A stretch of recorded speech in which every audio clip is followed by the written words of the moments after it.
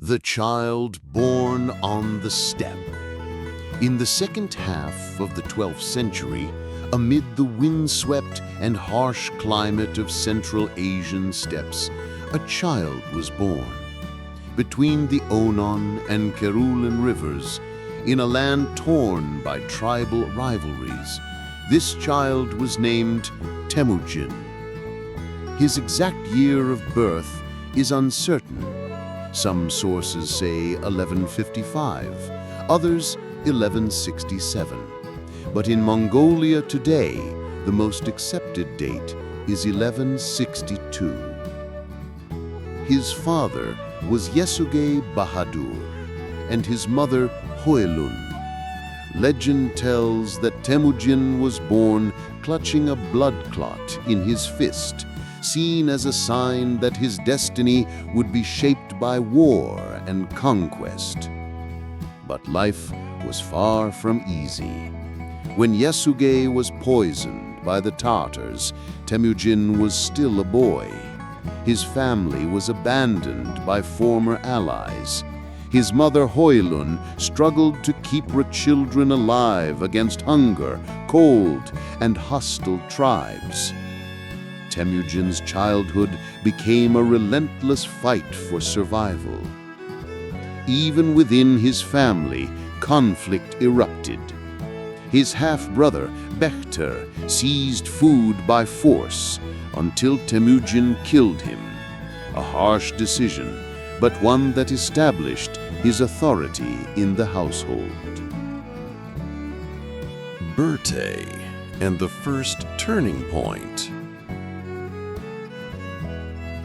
In his teenage years, Temüjin married his betrothed Börte, who would remain his chief wife and most important supporter throughout his life. But soon after, the Merkid tribe raided their camp and abducted Börte. Temüjin was not powerless. He allied with his father's sworn brother Toghrul and his childhood blood brother Jamukha. Together, they launched a swift cavalry raid and rescued Börte. This was not only the recovery of his wife, it was the first great step in Temüjin's rise on the steppe.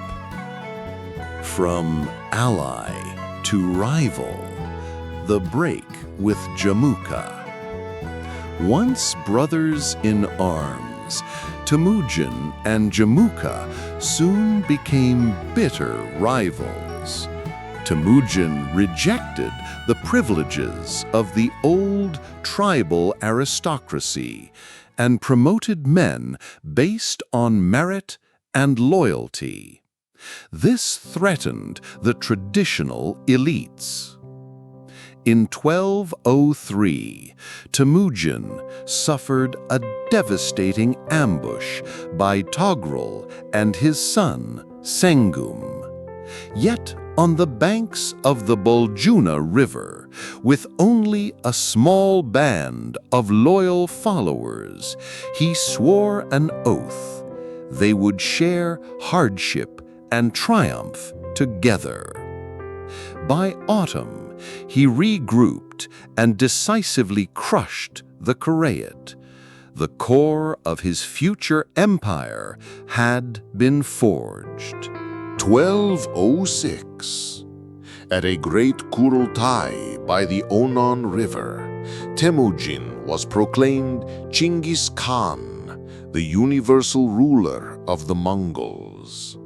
He reorganized the army and society into the decimal system. Units of 10, 100, 1,000, and 10,000, 2 men. This broke all tribal bonds and created a disciplined war machine. He formed the elite guard, the Keshig, expanded the Yam coastal relay system, and introduced the Paisa authority tablets for safe passage of envoys and merchants. With the help of the Uyghur scribe Tata Tonga, he adopted the Uyghur script for Mongolian, laying the foundations of written administration. The so-called Yasa was not a single codified law book, but a collection of decrees and principles proclaimed by the Khan over time. Campaigns from east to west. Tangut and Jin. First, he subdued the Tangut, Western Shah, to secure his western flank. Then came his main target, the Jin dynasty in northern China. Beginning in 1211, the Mongols, now equipped with siege engineers and catapults, broke city after city. In 1215, Zhongdu, today's Beijing, fell. Karakitai and Kuchlug. In 1218, pursuing the Naiman prince Kuchlug, Genghis Khan dismantled the Karakitai state. This opened the gate to Transoxiana and the Silk Road. The next great enemy would be the Khwarazm Shahs. The Khwarazm Campaign. Initially, the Mongols sought trade with Khwarazm, but the governor of Otrar, Inolchuk, executed a caravan of Mongol merchants as spies and seized their goods. Envoys sent by Genghis Khan were also killed. War was now inevitable. In 1219, the Mongol army advanced in 3 great columns. Otrar was besieged. Genghis led the main force south, while Jebe and Subadai advanced from the north, and his sons pressed from the east. In 1220, Bukhara fell, followed by Samarkand and Urgench. Khwarazm Shah Muhammad fled westward and died on an island in the Caspian Sea. His son, Jalal ad-Din, resisted briefly, escaping across the Hindu Kush. Jebe and Subadai continued westward, penetrating the Caucasus and defeating a Rus-Kuman alliance at the Battle of the Kalka River in 1223. Meanwhile, Mongol pressure on northern China continued. Khorasan's fall.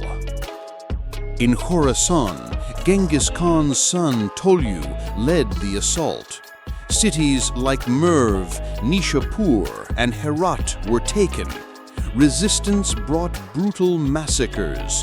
Accounts of these horrors echoed in Persian and Arab chronicles for centuries. State and society.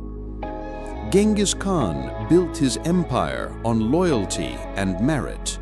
He broke tribal structures, promoted commoners who proved themselves, and punished betrayal harshly. The Yam relay stations connected the empire. The Paisa guaranteed merchants and envoys safe passage.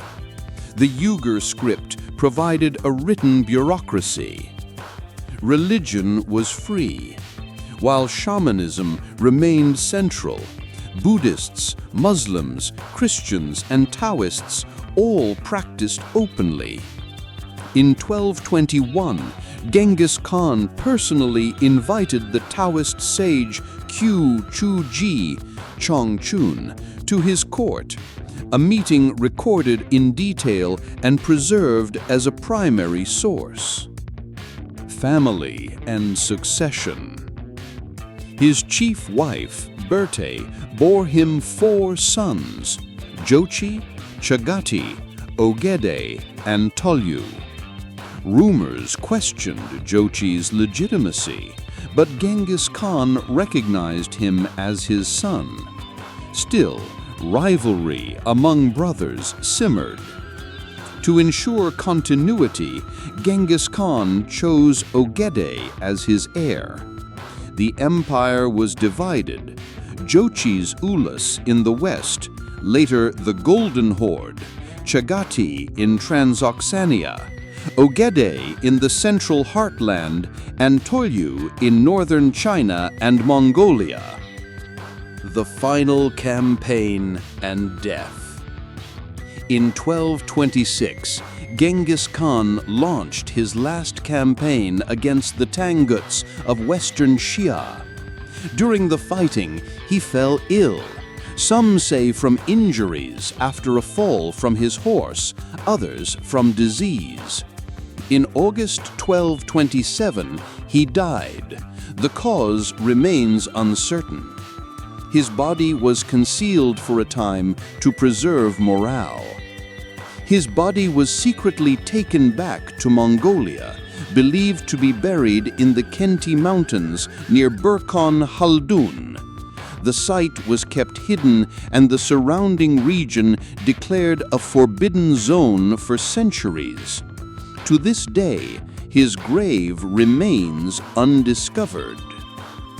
Legacy. Genghis Khan created the largest contiguous land empire in history. His genius lay not only in conquest, but in institution building, the postal system, the use of written script, religious tolerance, and secure trade routes. Together, these forged what later historians call the Pax Mongolica. After his death, his sons and grandsons expanded the empire even further. Kublai Khan would establish the Yuan dynasty in China. Jochi's descendants would rule the Golden Horde in the west. Today, Genghis Khan is remembered as both a figure of fear and admiration.